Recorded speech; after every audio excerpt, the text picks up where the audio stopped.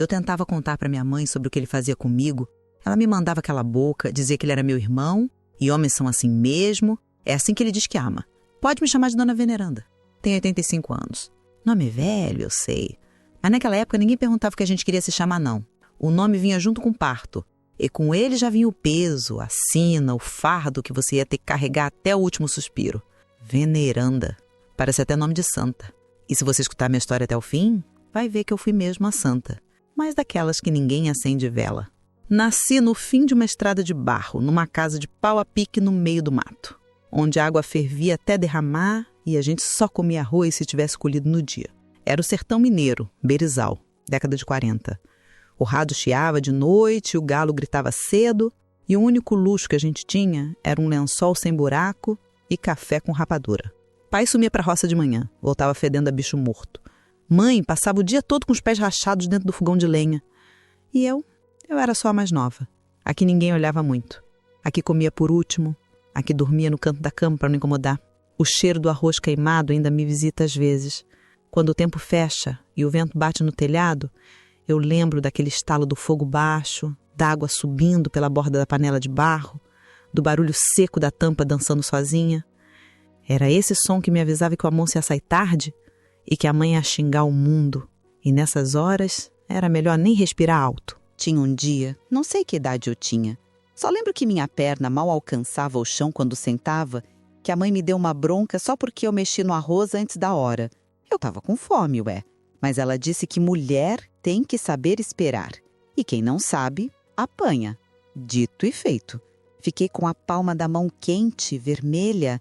Ela dizia que era para aprender, mas tem coisa que a gente aprende com dor e nunca mais esquece. Lá em casa, o rei era meu irmão. Era 2 anos mais velho, mas andava como se tivesse nascido com coroa na cabeça. Tudo girava em volta dele. Se ele queria ovo, tinha. Se queria leite, esquentavam. Se brigava na rua, a mãe dizia que era culpa dos outros. Se quebrava prato, ela mesma limpava. Agora, se eu deixava cair um copo, aí era berro, chinelo voando, castigo de ficar ajoelhada no milho. E tudo isso sorrindo, porque mulher tem que saber sofrer calada. Ela dizia isso. Olhava para mim com aquele olhar duro e repetia: sofrer em silêncio é coisa de mulher forte. A gente dormia no mesmo quarto. Ele de um lado, eu do outro. Era só enquanto crescia, ela dizia. Só até arrumar as coisas. Mas as coisas nunca se arrumavam. O colchão dele era novo. O meu era feito de sabugo de milho, duro e fedido. Às vezes ele fingia que estava dormindo e mexia nas cobertas com força, como se fosse sonâmbulo. A cama fazia barulho. Eu fechava o olho, segurava o travesseiro com força e fingia também. Fingimento era rotina ali. Era lei. Mãe dizia que irmão era anjo protetor, que Deus mandava para cuidar, que a gente devia agradecer.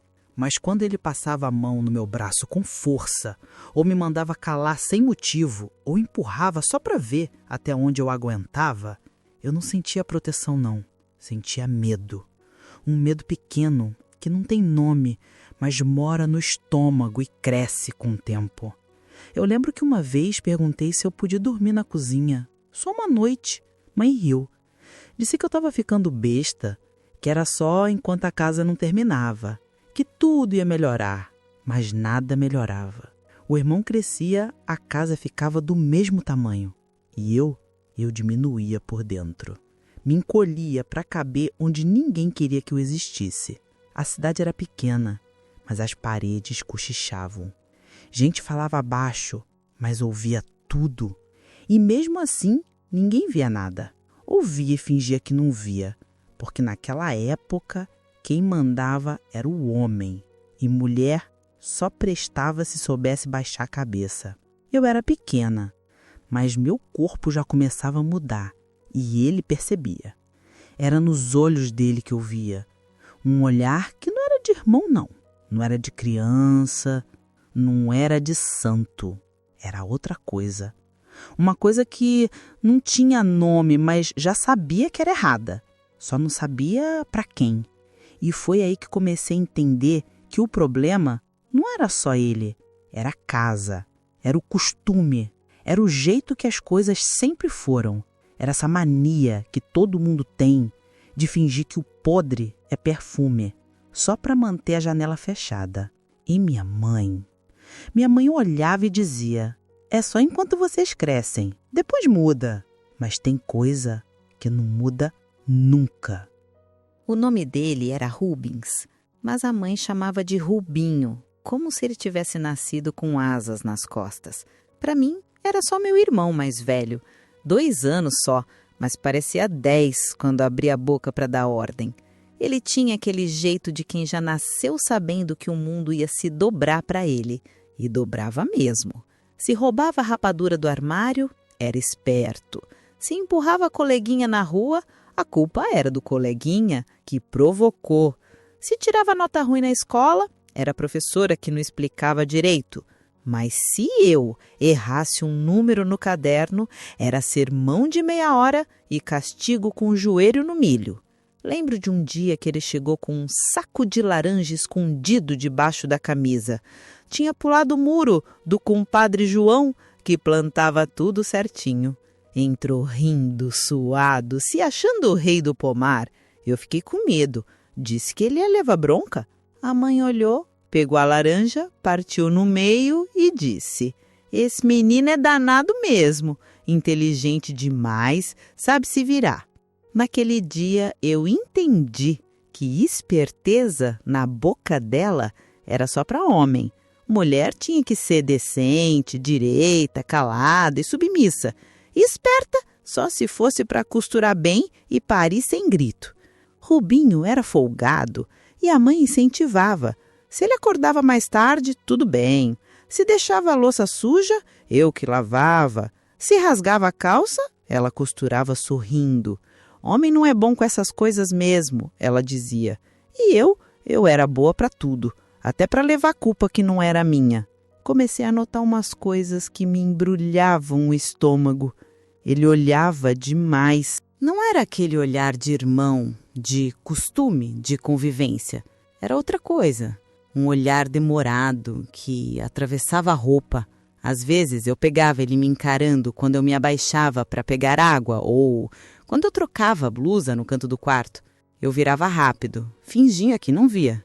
Ele dava aquele sorriso meio torto, como se eu tivesse feito graça. Teve uma vez, bem na mudança do tempo, que ele virou e falou: fecha a porta direito, vê. Tá entrando vento, dá até arrepio. Mas não era frio, não. Era outra coisa que arrepiava. Ele foi até a porta, trancou com a tramelinha velha e ficou ali parado, me olhando como quem guarda segredo sujo.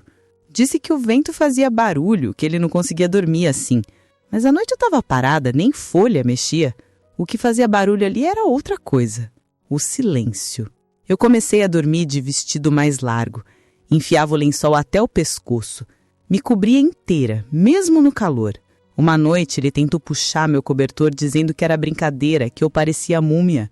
Eu dei um tapa na mão dele. Ele riu. Um riso sem som, só dente. Fui falar com a mãe. Peguei ela no terreiro, estendendo roupa. Falei devagar, com medo. Disse que o Rubinho estava estranho, que ele me olhava demais, que trancava a porta à toa, que encostava em mim quando podia evitar. Ela nem levantou os olhos do varal. Pegou o lençol branco, sacudiu no ar e falou: deixa de bobagem, menina. Homem é assim mesmo, vive com a cabeça no mundo da lua. Aprende logo, senão vai sofrer muito. Aquela frase me desceu pela garganta como pedra. Homem é assim mesmo, como se ser assim fosse direito. Como se meu medo fosse fantasia e o jeito dele fosse só parte do pacote de nascer com perna entre as pernas. Voltei para o quarto me sentindo burra, me perguntando se eu estava exagerando, se eu estava vendo coisa. Mas a sensação, aquela sensação de que alguma coisa estava errada não me largava. Era como formiga andando por dentro da pele. Ele começou a inventar motivo para encostar. Dizia que ia me mostrar como amarrar o cadarço direito, que ia me ensinar a cortar a unha do pé sem deixar canto encravar, que ia medir minha altura na parede, que queria ver se meu braço era mais comprido que o dele. Coisa besta, mas sempre com toque, sempre com mão e sempre com aquele olhar. E eu cada vez mais calada, mais encolhida, e a mãe sempre do lado dele, sempre com desculpa pronta. E se eu falasse mais uma vez era bronca, porque mulher que vê maldade em tudo não presta. Até hoje eu penso nisso, em como botaram na minha cabeça que homem podia tudo e mulher tinha que se conformar, em como me ensinaram a duvidar de mim mesma, desde criança, em como o medo foi crescendo dentro de mim com roupa de costume, cheiro de lar e nome de família. Banheiro, naquela época, era só um puxadinho nos fundos. Parecia mais um armário mal feito com um buraco no chão, uma bacia lascada e uma torneira que fazia barulho de assobio. A porta de madeira rangia que nem porco preso. E tranca? Tranca era luxo. Tinha só uma lingueta frouxa que escapava se alguém empurrasse com força. Foi ali que eu comecei a aprender o que era medo sem grito. A primeira vez que ele entrou, eu ainda estava achando que o mundo tinha regra. Eu lá, sentada no tamborete, lavando as pernas com sabão de cinza, suada da lida, quando a porta abriu do nada. Ele entrou como quem esqueceu de bater, arregalou o olho, fez cara de susto e disse: "Ué? Pensei que não tinha ninguém." Ficou parado, não saiu correndo, nem virou o rosto, só olhou, de cima a baixo. A toalha caiu do meu colo, eu puxei rápido, cobri o peito como dava. Ele demorou uns segundos, depois saiu devagar. A porta ficou meio aberta. Eu fiquei ali parada, gelada, tentando respirar. Naquele dia, minha cabeça deu um nó.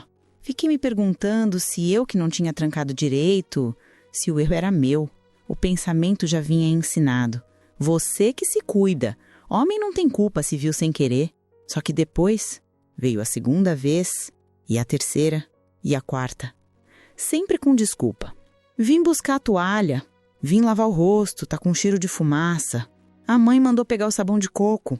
Eu comecei a sentir o chão do banheiro tremer antes dele chegar. Era o passo arrastado, o jeito que ele empurrava a porta sem perguntar.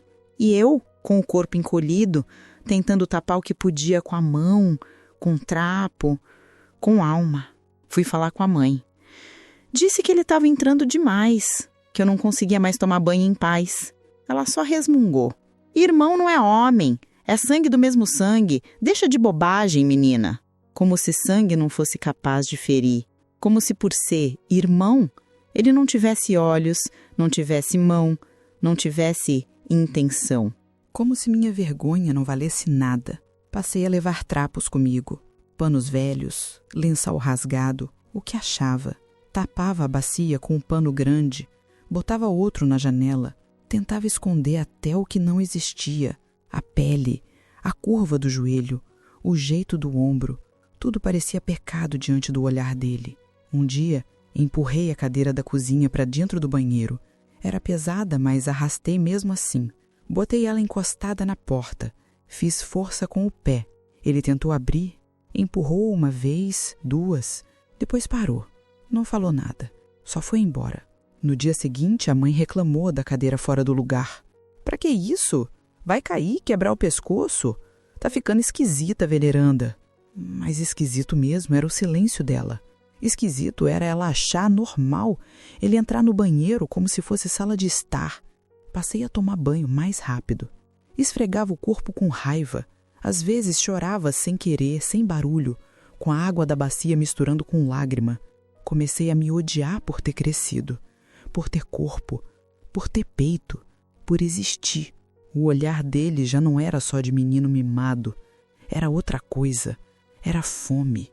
Mas uma fome suja, escondida, disfarçada de cuidado. Teve uma vez que ele me encarou no corredor e disse: "A gente nasceu da mesma barriga. Não tem que esconder nada de mim." Eu gelei. Só balancei a cabeça e corri para o quarto. A casa era pequena, mas o medo era do tamanho do mundo. E ninguém via, ou fingia que não via. Ou pior, achava normal, porque na cabeça deles, irmão não é homem. E se você chegou até aqui, não se esqueça de se inscrever no canal, deixar o seu like e de me dizer de onde é que você está me ouvindo. Eu não sei o que teria sido de mim se a prima Luzia não tivesse vindo aquele ano. Ela era filha da irmã mais velha da minha mãe. Morava noutro vilarejo lá para as bandas de São Gonçalo, onde dizem que as mulheres aprendem a rir alto. E ela ria mesmo. Tinha um riso escancarado, bonito, sem vergonha de mostrar dente. Quando chegou com o vestido azul que rodava e 2 tranças no cabelo, eu senti como se o céu tivesse aberto uma fresta só para mim. Tinha cor naquela menina. Era diferente de tudo ali em casa. A mãe dizia que ela era assanhada, mas eu achava era que ela era livre. Tinha jeito solto, falava rápido, perguntava tudo. No primeiro dia já saiu andando pela casa como se fosse dela. Perguntou onde guardava colher, quis ajudar a varrer o quintal e à tarde me puxou pela mão e disse: "Vem brincar comigo, vamos lá no fundo ver se tem ninho de passarinho?" Fui.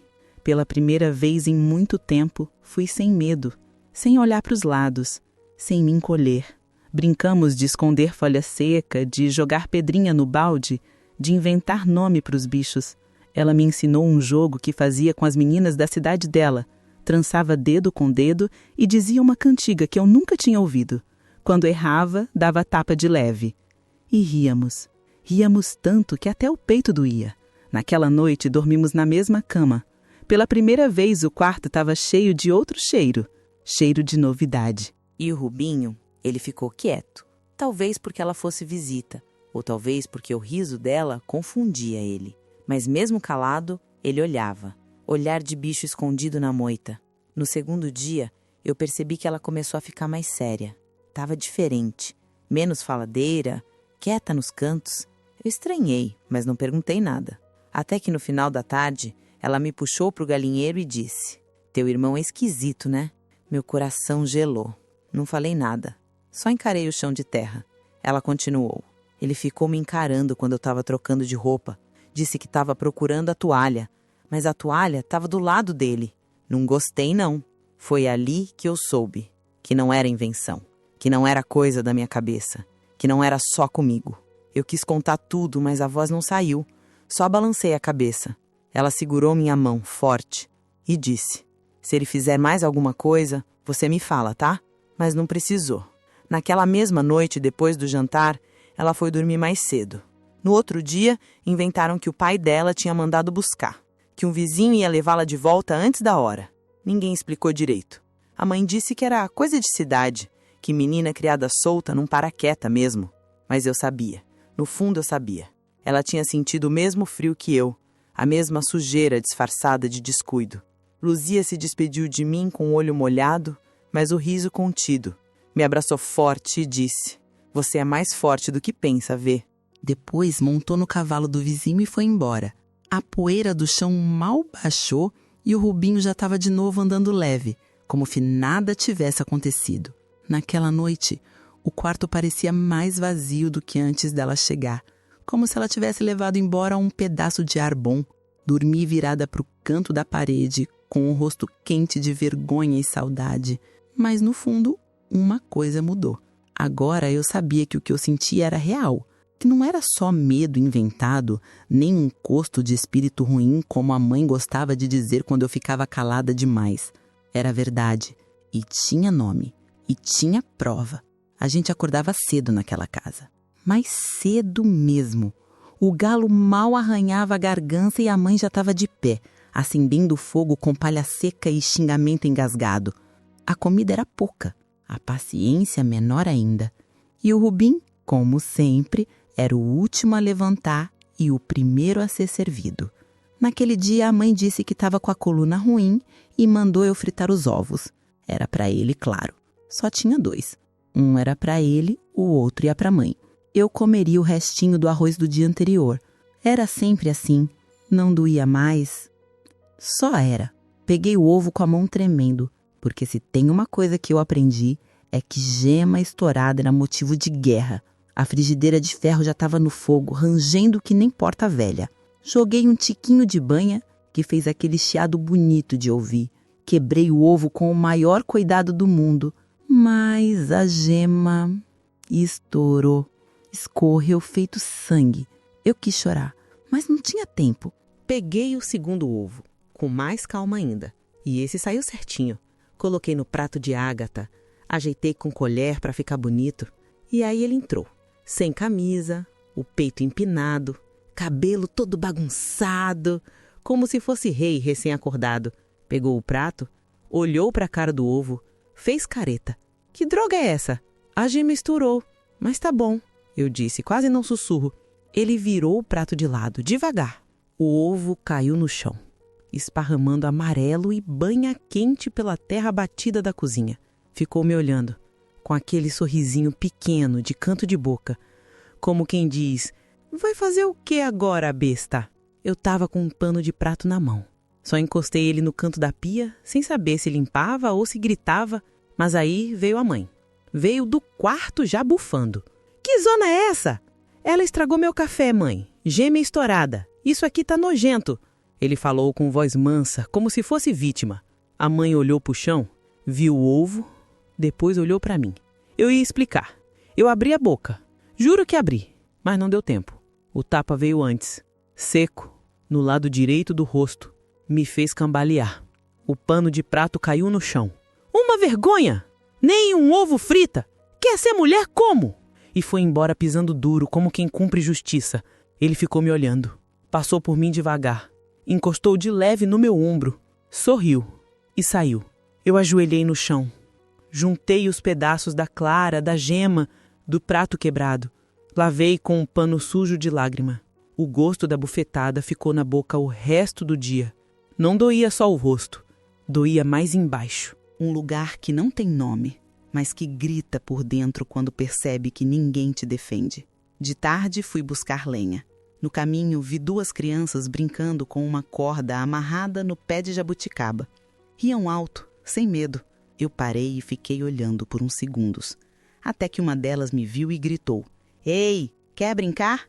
Balancei a cabeça. Sorri, sem mostrar dente, e voltei para o caminho. Ali já não cabia mais infância. À noite, enquanto lavava os pés no tanque, vi ele me olhando do batente da porta. Não disse nada, só olhou, longo, como sempre, como quem mede terreno. Quando fui deitar, ele entrou no quarto sem fazer barulho. Sentou na beira da cama, bem perto. Não precisava fazer drama por causa do ovo, viu? Disse. Fiquei quieta. Tô só tentando te ensinar a não ser burra. A mão dele encostou de leve no meu braço. Eu tremi. Ele percebeu, riu. Arisca, igual gato de beira de rio. Levantou e saiu. Eu fiquei ali, dura, o corpo quente. Mas não era febre, era vergonha, era raiva, era tudo junto. No dia seguinte, comi o arroz amanhecido e fui varrer o terreiro. A mãe passou por mim, disse que eu estava com a cara fechada e que aquilo era feio. Mulher amarga não casa nunca, ela disse. Mas eu já sabia. Eu não queria casar, eu queria sumir. E ali, com a vassoura na mão e o rosto ainda marcado, eu comecei a entender uma coisa que doía mais do que o tapa. Minha mãe era parte do problema. Ela não via, ouvia e fingia, ou achava que merecia. E eu era só uma falha no plano dela. Mais fácil me bater do que olhar para o que estava realmente acontecendo. Naquela casa, a violência vinha em forma de silêncio, de ordem, de tapa, de desculpa. E todo dia ela batia de novo, um pouco mais fundo. A mãe sempre teve essa mania de mostrar para os outros o que a gente não era dentro de casa. Quando a paróquia anunciou a missa das crianças, disse que era obrigação de gente decente comparecer, que os filhos deviam mostrar reverência, compostura, como criança cristã tem que ser. Passou a semana toda engomando a roupa do Rubinho, lustrando o sapato dele com a manga do avental e me mandando ficar de olho na barra do meu vestido para não sujar no chão. Tu vai parecer uma capeta de barro se sentar torta no banco da igreja, menina. Quero ver tua cabeça baixa e tua boca fechada. No domingo, fomos os 3. O pai ficou, como sempre, dizendo que missa de criança era coisa de mulher.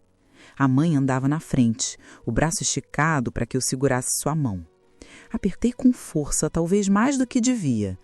Eu era mais nova e, nessas horas, ser a mais nova significava não ter escolha nem voz. O Rubinho ia uns passos à frente, conversando com 2 meninos da vila, rindo alto, chutando pedrinha da estrada. Quando viu que a mãe se virou para dar bronca, voltou num pulo, sorrindo como se tivesse vindo de um sonho. Parou do meu lado, passou a mão na minha cintura com a desculpa de ajeitar meu vestido. Tá todo torto, menina. Vai mostrar a roupa de baixo, credo, disse com voz doce demais para ser aviso. A mão demorou mais do que devia no tecido. Subiu até o meu braço e ficou ali, apertando leve, como quem testa a carne no açougue. Eu gelei. Senti o estômago murchar, o coração travar dentro do peito. Mas forcei um sorriso, porque a mãe olhava e porque o mundo não queria ver choro sem motivo. Chegamos na igreja, que já estava quase cheia. Criança vestida igual passarinho de festa, mães ajeitando cabelos, véus cobrindo cabeça de menina como se pureza tivesse hora marcada. A gente sentou na terceira fileira, banco de madeira dura, o cheiro de vela misturado com suor. O silêncio era pesado. Parecia que cada respiração tinha que pedir licença para existir. Rubinho se sentou do meu lado, deixou a perna encostar na minha e não afastou. A mãe estava 2 pessoas depois, de olho no padre, com cara de santa cansada. Eu tentei me mover, mas ele encostou mais. Presta atenção, ele cochichou, virando o rosto para perto do meu. Tem uma coisa que vou te mostrar depois da missa. O bafo dele veio quente no meu pescoço. As palavras pareciam ferver, não pelo que diziam, mas pelo jeito. Eu fiquei dura, só mexi os olhos. Na frente da gente, um padre velho caminhava entre os bancos, arrumando alguma coisa no altar. Outro senhor, dos que sempre ficavam nas primeiras fileiras, olhou bem na hora. Viu a distância entre nós dois. Viu o jeito que ele se debruçava. Viu, mas virou o rosto, como se nada tivesse acontecido. Como se aquilo fosse normal. Ou pior, como se fosse merecido. A missa seguiu. O sermão era sobre obediência, sobre o papel da criança no lar cristão, sobre como Deus via tudo. E quanto mais o padre falava, mais eu sentia que Deus via, mas não fazia. A mãe, no fim da missa, fez questão de ir falar com o padre. Levou o Rubinho pela mão como se apresentasse um prêmio. Disse alto, para quem quisesse ouvir: "Esse aqui é meu filho, um anjo, nunca me deu trabalho. Um orgulho, devia ensinar os outros a se portar na igreja." Depois, me chamou com o dedo. Fui, olhando para o chão. "Já essa aqui, tímida demais, parece bicho do mato. Não conversa, não participa, vai acabar virando velha e esquisita." A palavra tímida caiu como sentença, como se fosse defeito, como se não falar fosse doença. Mas eu sabia, meu silêncio não era timidez, era escudo. Fomos embora em silêncio. No caminho, a mãe falava das outras mães, das roupas, da música, do altar. Rubinho andava do meu lado. De novo, perto demais. Eu só pensava em chegar em casa e me esconder. Qualquer canto servia. A despensa, o galinheiro, até o barril de água. Só não queria mais aquele caminho, aquele banco, aquele cochicho. E mais do que tudo, não queria mais ser tocada como se fosse coisa. Mas querer não adiantava, porque dentro daquela casa, minha vontade valia menos que prato quebrado. Naquela noite, deitada na cama com o vestido ainda colado no corpo, senti um nó se formando no peito. Não era só medo, era vergonha. Vergonha de ser invisível, vergonha de sorrir quando queria gritar. Vergonha de fingir que tudo era normal, só porque ninguém queria ver o que realmente era. Tem coisa que o corpo nunca esquece, não importa quanto tempo passe. Tem cheiro que volta no meio da noite, som que corta o pensamento no meio de uma tarde qualquer, toque que continua queimando, mesmo depois de uma vida inteira de banho. E tem silêncio, que não é só ausência de voz, é covardia, é abandono, é sentença. Naquele dia, a mãe tinha saído cedo com a vizinha. Disseram que iam até a venda buscar farinha e querosene. Eu fiquei em casa com o Rubinho. Ele já estava estranho há dias, mais calado, mas com os olhos mais barulhentos que nunca. Me seguia pelos cômodos como sombra. Se eu virava para a direita, ele estava ali. Se abaixava, ele espiava. O ar da casa estava espesso. Parecia que dava para cortar com faca. Eu estava lavando a varanda com um balde velho e um pano de saco. A joelha doía, mas eu fazia devagar, tentando não pensar. Ele apareceu do nada, sem sapato, só com a calça frouxa, aquele sorriso murcho no canto da boca. Disse que queria falar comigo, que era importante, mas ser rapidinho, ele disse. Mas tem que ser no quarto. Eu hesitei, disse que estava ocupada, que a mãe ia chegar logo, mas ele já estava com a mão no meu braço. Apertou forte. Anda, é coisa de irmão. Você confia em mim, não confia? Ali eu congelei e fui. Dentro do quarto a luz era pouca. Só entrava um feixe pela fresta da telha. O lençol da cama dele estava jogado, como sempre. O meu dobrado no canto. Ele fechou a porta. Não tinha tranca, mas encostou uma cadeira. A mesma que eu usava para segurar a porta do banheiro. O resto o mundo não precisa saber em detalhe. Só precisa saber que naquele dia ele não parou mais só no toque. Ele quis mostrar que mandava, que podia, que era dono, que ninguém ia fazer nada. Eu tentei me soltar, disse para parar, disse que ia gritar. Grita, então. Ele sussurrou. Grita que eu te arrebento na porrada. E eu calei. Ele fez comigo o que nenhuma menina devia conhecer. Rasgou o pouco de segurança que ainda morava em mim. Machucou lugares que nem nome eu sabia direito. E quando terminou, saiu como se tivesse só comido um pedaço de pão. Limpando a mão no lençol, sem pressa, sem vergonha. Fiquei ali, deitada no chão de madeira, o pano molhado ainda na mão, o corpo doendo de um jeito que não era só físico. Era alma, era carne por dentro, era tudo. Não chorei. O choro veio depois, quando ouvi a mãe voltando com as sacolas, reclamando do calor, da subida, da vizinha fofoqueira. Me arrastei até a pia, lavei o rosto e sentei na cadeira da cozinha.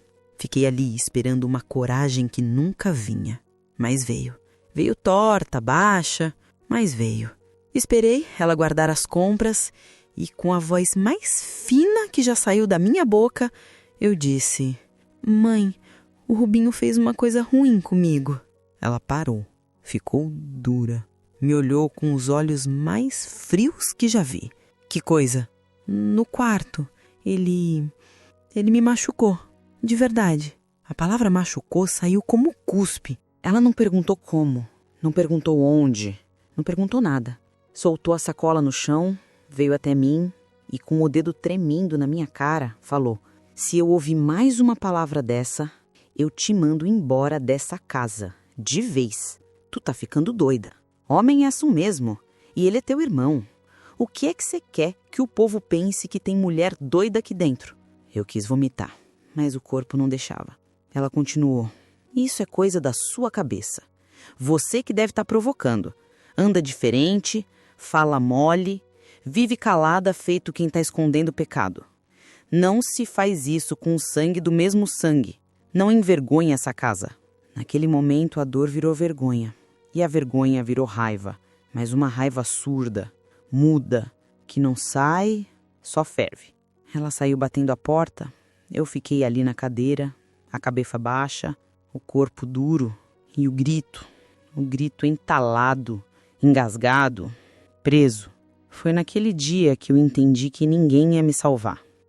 Que o silêncio da minha mãe valia mais que o meu sofrimento.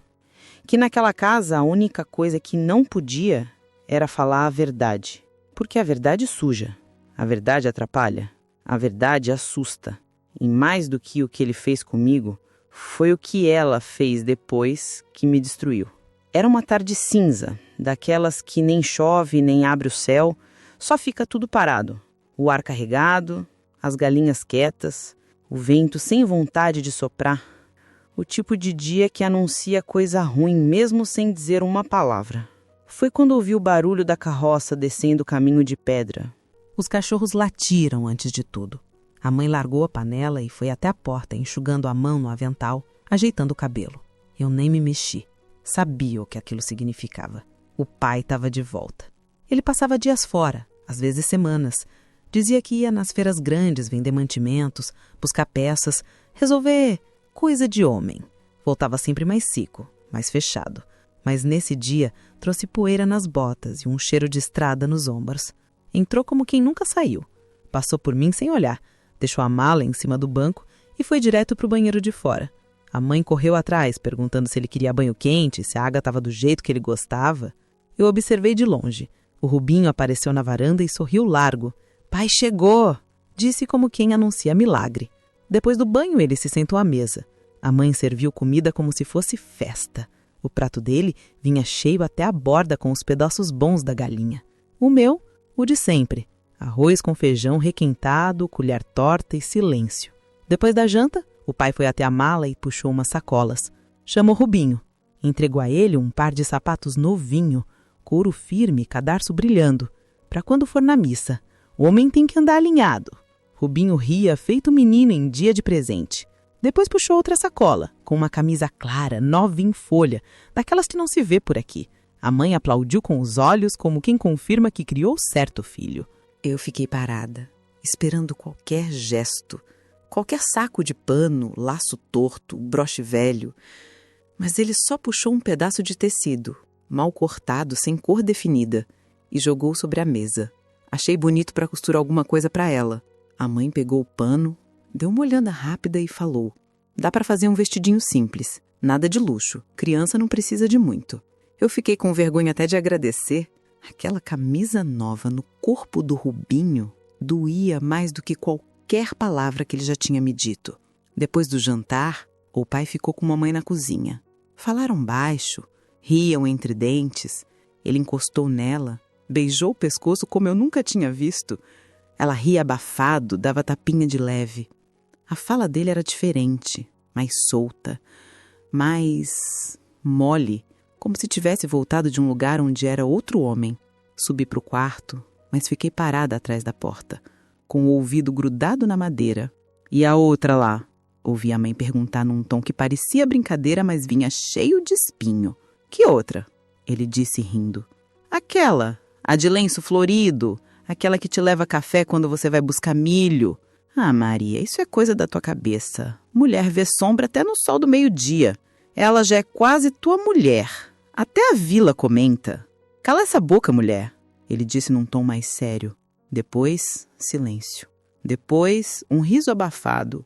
Me traz presente, então, da próxima vez. Você quer presente ou quer saber de história que não te diz respeito? O barulho do prato sendo recolhido cobriu o fim da conversa. A mãe suspirou. Ele acendeu o cigarro. Eu escorreguei até o chão. Senti o coração bater no estômago.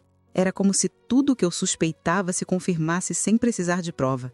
Ele tinha outra vida, outra mulher, talvez outra filha, e ainda assim vinha pra cá, de vez em quando, com sapato novo pro filho e pano sem cor pra filha. Mais tarde, no quarto, Rubinho apareceu segurando a camisa nova no corpo, desfilando como quem ganhou o mundo. Olha isso, Vê. Tô parecendo moço de cidade, né? Tá bonito, respondi, sem alma. Ele se sentou na cama, cruzou as pernas, tirou o sapato, alisou com carinho. Depois disse: será que pai vai ver a outra de novo? Aquela moça que mora depois do moinho? Meu sangue gelou. Que moça? Ah, aquela que já deu café pra ele 2 vezes. Ele sempre volta de lá mais risonho. E a mãe finge que não vê. Ficamos em silêncio. Depois ele deitou, de lado, com a camisa ainda vestida, o rosto encostado no travesseiro. Dormiu rápido, como quem não carrega nada no peito. Eu fiquei ali sentada, o pano sem forma ainda dobrado na beirada da cama. O presente dele doía, mas o que doía mais era entender que meu pai nunca foi para mim o que eu sonhei que ele fosse. Ele não voltou para me ver. Ele nunca esteve ali. E a mãe? Ela também nunca me olhou direito. Só olhava o que convinha, o que podia ser mostrado para as vizinhas, o que rendia aplauso na rua.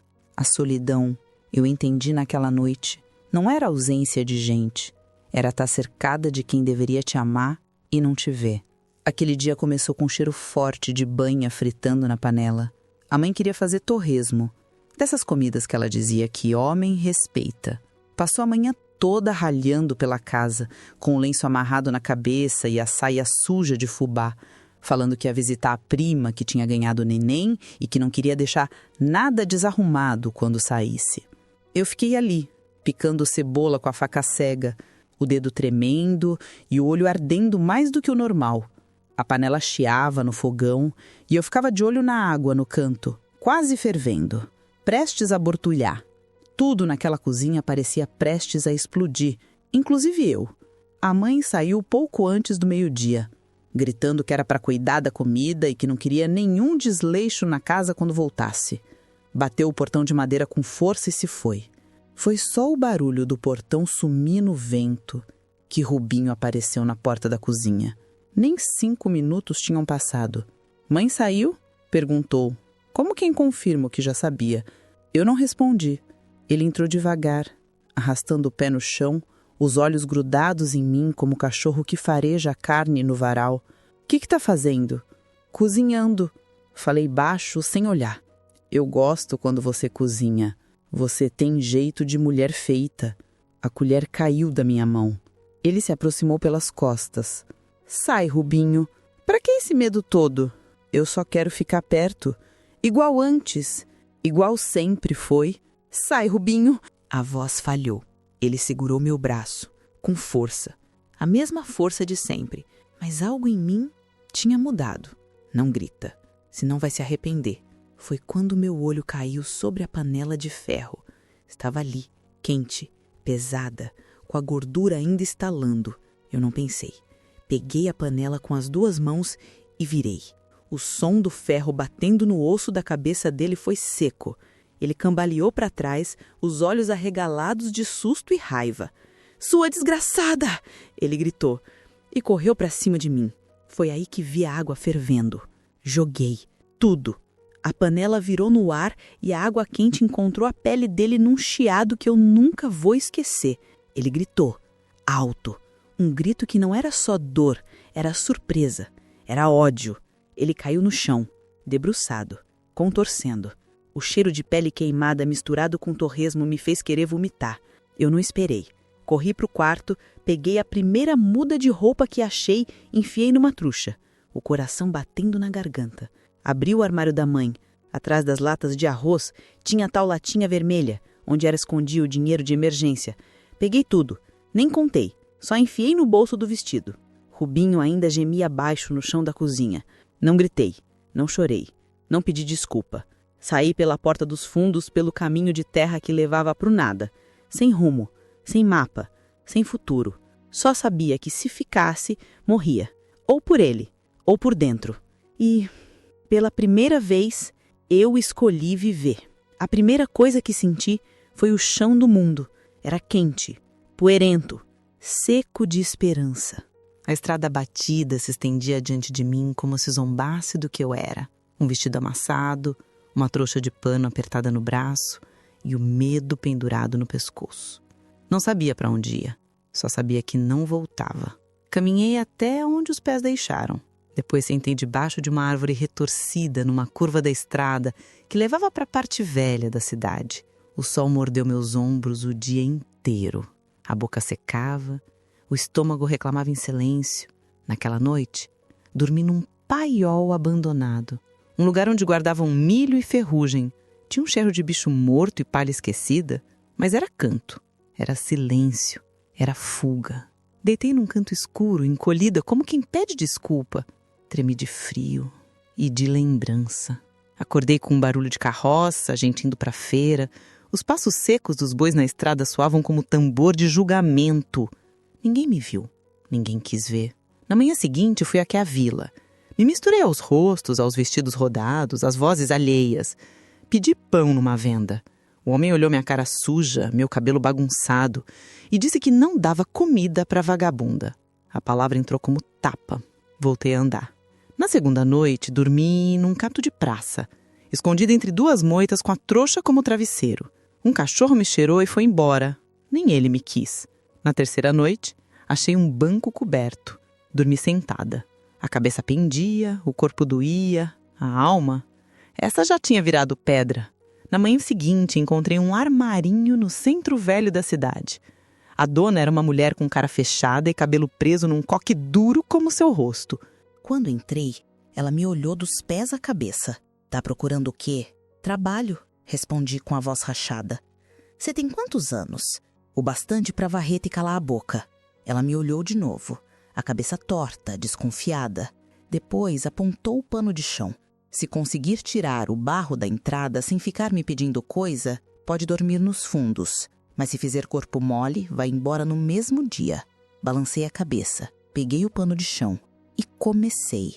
Passei 3 semanas ali, comendo o que sobrava, dormindo num colchão fino atrás de caixas de tecido. Tinha um cheiro de naftalina e esperança podre, mas era abrigo. A mulher me dava restos de pão, uns pedaços de fubá dormido e chamorno sem açúcar. Nunca falou meu nome. Me chamava de menina. De vez em quando, me mandava na rua buscar botão ou linha. E foi numa dessas saídas que o mundo tremeu de novo. Eu carregava um decote de linha azul quando vi, do outro lado da rua, parada em frente a uma banca de frutas, o lenço amarrado no queixo, a saia conhecida, a voz da minha mãe. Ela falava com o vendedor, comprava laranja, ria. Meu corpo travou. O pacote de linha quase caiu da minha mão. Um calor subiu pelo pescoço, o coração pulou no peito como peixe fora d'água. Ela não me viu, ou fingiu não ver. Fiquei ali, escondida atrás do poste. O suor descia pelas costas, as mãos tremiam. Quando ela virou para ir embora, puxando o carrinho de feira, eu corri. Deixei o pacote cair no chão. Virei a esquina feito alma penada. As pernas falhavam, o ar sumia. Entrei num beco, depois em outro. Só parei quando meu corpo pediu socorro. Caí sentada num degrau de pedra, a cabeça entre os joelhos. Ela tinha me achado, ou quase. E se ela falou com o Rubinho? E se ele souber? E se eles vierem? Naquela noite, não voltei pro armarinho. Fugi de novo. Era como se eu tivesse sempre fugindo. De casa, do quarto, da mão, do olhar, da igreja, da rua, da feira, do espelho, de mim. O mundo de fora não tinha cheiro de sabão.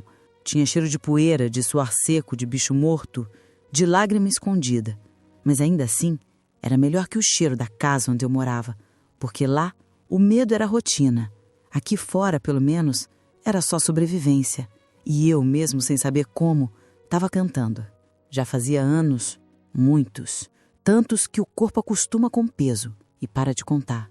Acordava antes do galo cantar, lavava a roupa até os dedos ficarem moles, comia pouco, respondia menos. Me chamavam de Clara. Ninguém sabia de onde eu vim. E eu gostava disso. Clara da pensão, Clara do balde, Clara da roupa limpa. Era um nome sem passado, sem cheiro de queimado, sem quarto dividido.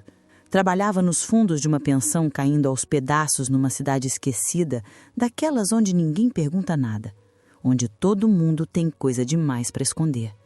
A dona da pensão era uma mulher gorda e seca, chamada Zezinha, que só pedia uma coisa, que eu não ficasse de conversa com os hóspedes. Eu obedecia, sempre fui boa em obedecer. O quarto que eu dormia era pequeno, trancado com uma trava de ferro que eu mesma pus.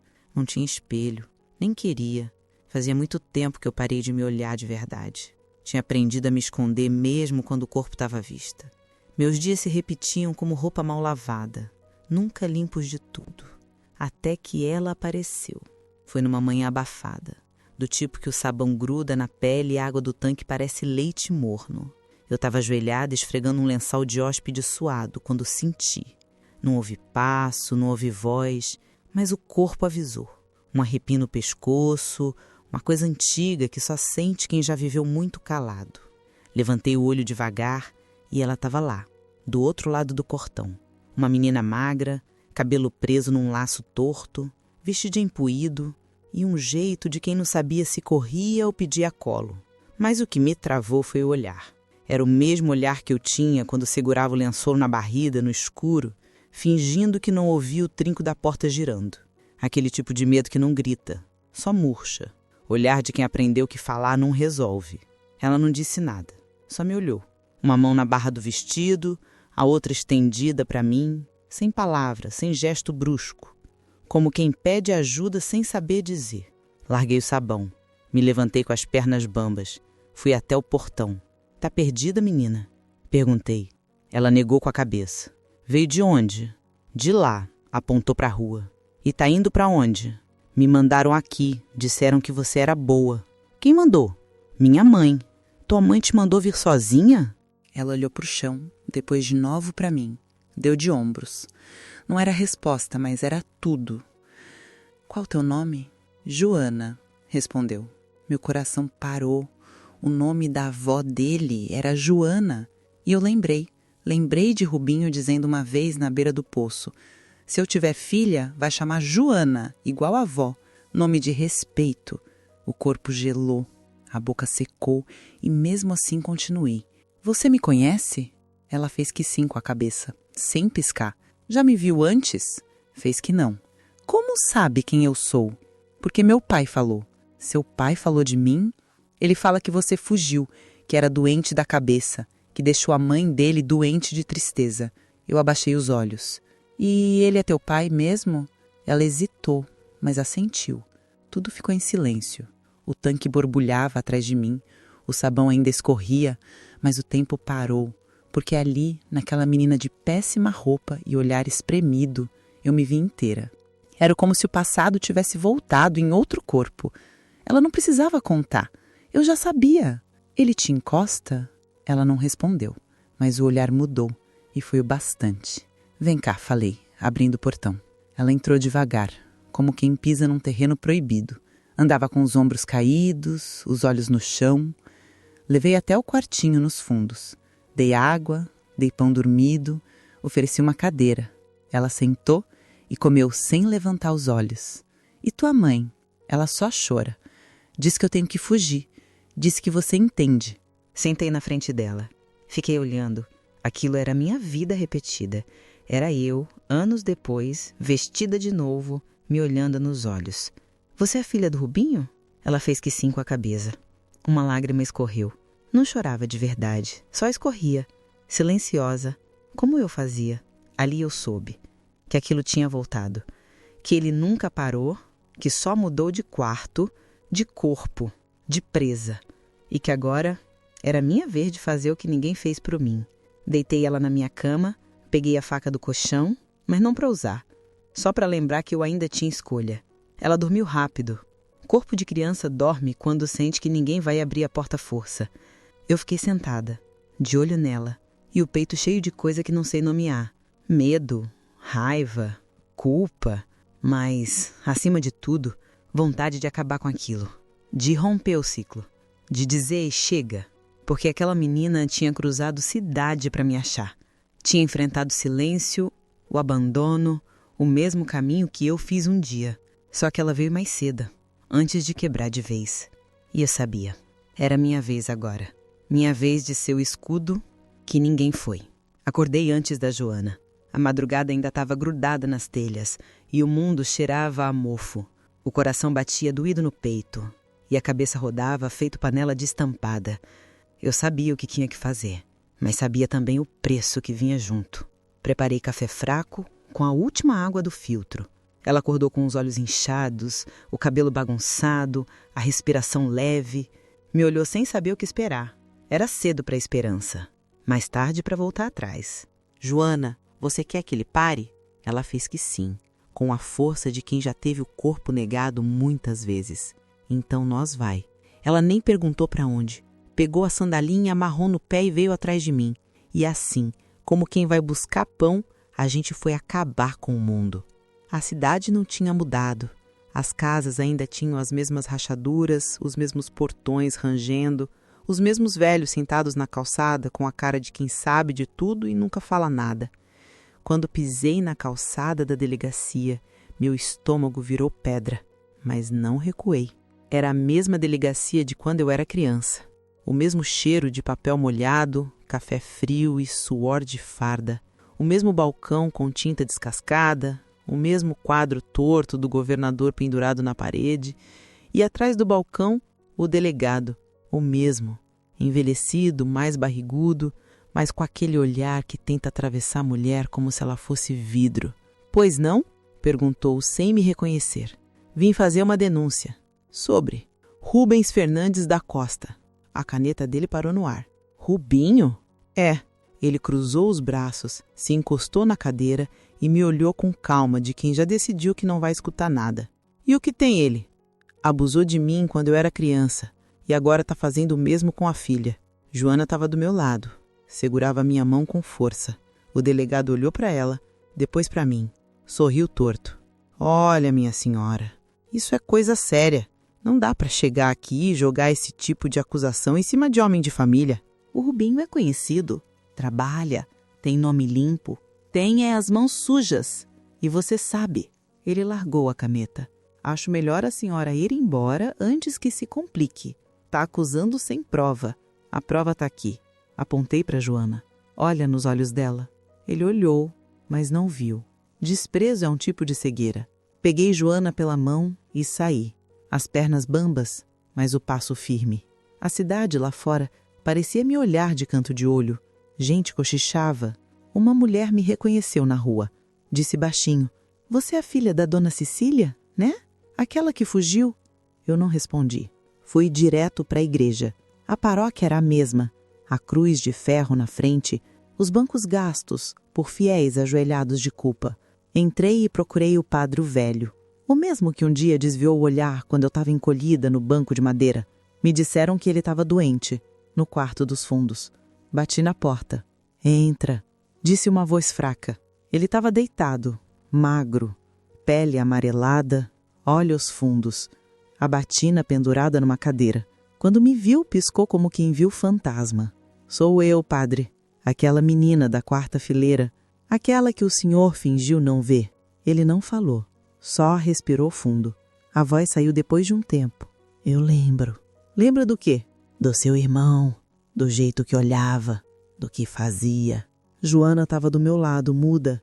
O padre olhou para ela, baixou os olhos. "E agora? Tá fazendo com ela?" Assentiu, a voz embargada. Rubinho sumiu. Disseram que viajou, outros disseram que está se escondendo. A mãe dele, minha mãe, teve um ataque. Diz que eu destruí o lar. Eu só pensei, que lar? Aquilo era cova. A cidade se dividiu, mas eu estava inteira. Pela primeira vez, inteira. Joana dormia tranquila agora, sem medo de porta abrir, sem precisar encolher o corpo no canto da cama. E eu estava finalmente fazendo o que ninguém fez por mim. O tempo passou, como sempre passa. E foi comendo pedaço por pedaço da minha raiva, da minha vontade de gritar, do medo que eu carregava no osso. Mas não levou tudo. Tem coisa que o tempo não dá conta. Fica ali, quieto, latejando baixinho atrás da nuca, só para lembrar de onde a gente veio. Joana cresceu. E cresceu diferente de mim. Teve medo, sim. Teve crise de choro, de silêncio, de acordar no meio da noite com o coração disparado. Mas ela teve uma coisa que eu nunca tive. Alguém para dizer que não era culpa dela. Que o que fizeram com ela foi crime, não castigo. Que o corpo dela era dela e de mais ninguém. Criei como se fosse minha. E era. Filha do mesmo Sambi que me feriu, mas também filha do grito que eu nunca consegui dar quando precisava. Ensinei a cozinhar, a lavar roupa, a se defender. Ensinei até a gritar. A primeira vez que ela levantou a voz para um homem que encostou demais na rua, chorei escondida. Não de tristeza, de orgulho. Aquilo ali era minha vitória. A gente mudou de cidade, trocamos de nome. Viramos Sombra de novo, mas dessa vez, sombra com luz por dentro. Trabalhei em casa de família, costurei para fora, vendi bolo, fiz o que deu. Ela estudou, fez até curso de datilografia, pegou gosto pela leitura. Um dia, virou professora de escola pública. Disse que queria ensinar meninas a escreverem o que sentem. Quis chorar de novo. Nunca mais vimos Rubinho. Ouvi dizer que andava sumido, com cara de mendigo, falando sozinho pela rua. Outros disseram que virou crente fanático, berrando arrependimento em praça vazia. Nunca me importei em saber se era verdade. O que eu sabia era que ele nunca mais ia encostar em Joana, nem em ninguém que tivesse meu nome por perto. A mãe dela, essa ficou na sombra. Nunca mais deu notícia. Uma vizinha jurou que viu ela pegando um ônibus de madrugada, com uma mala pequena e o rosto inchado. Outra disse que estava morando com uma prima num povoado afastado, onde ninguém conhece ninguém. Eu escolhi acreditar que ela fugiu, que teve coragem de ir depois de mandar a filha, que deu o que tinha de mais precioso como aviso. Salva ela para mim. E eu salvei. A minha mãe morreu um tempo depois que voltei para a cidade com a denúncia na mão. Dizem que teve um derrame. Dizem que morreu de desgosto. Mas eu sei, morreu do veneno que ela mesma bebeu por anos. Da mentira que cultivou até virar verdade dentro da cabeça. Nunca pediu perdão. Nunca sequer perguntou por mim. Foi enterrada com o nome limpo e o coração sujo. Às vezes, à noite, sento na varanda do lugar onde moro agora. É uma casa simples, com um quintalzinho de terra batida e 2 pés de goiabada. Joana casou, teve filha, nomeou a menina com outro nome. Um nome leve, um nome novo. Vem me visitar toda semana, me chama de mãe e eu deixo.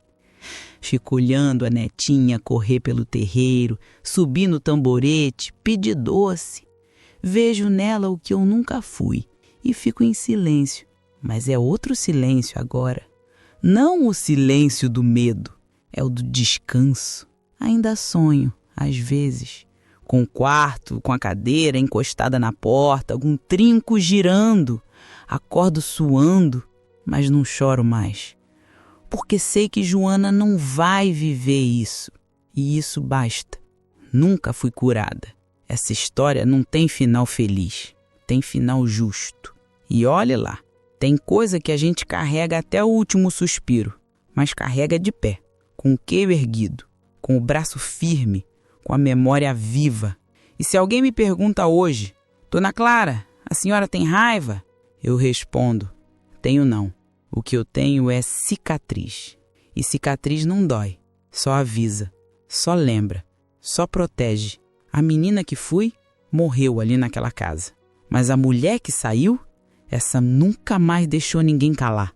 E se tem uma coisa que eu aprendi, é que o mundo vira quando uma mulher diz basta com a alma inteira. Eu disse, e agora vivo o resto dos dias com o peito marcado, mas livre. Porque ainda dói, mas não me paralisa. E se você gostou desse relato, não se esqueça de se inscrever no canal, deixar o seu like e de me dizer de onde é que você está me ouvindo.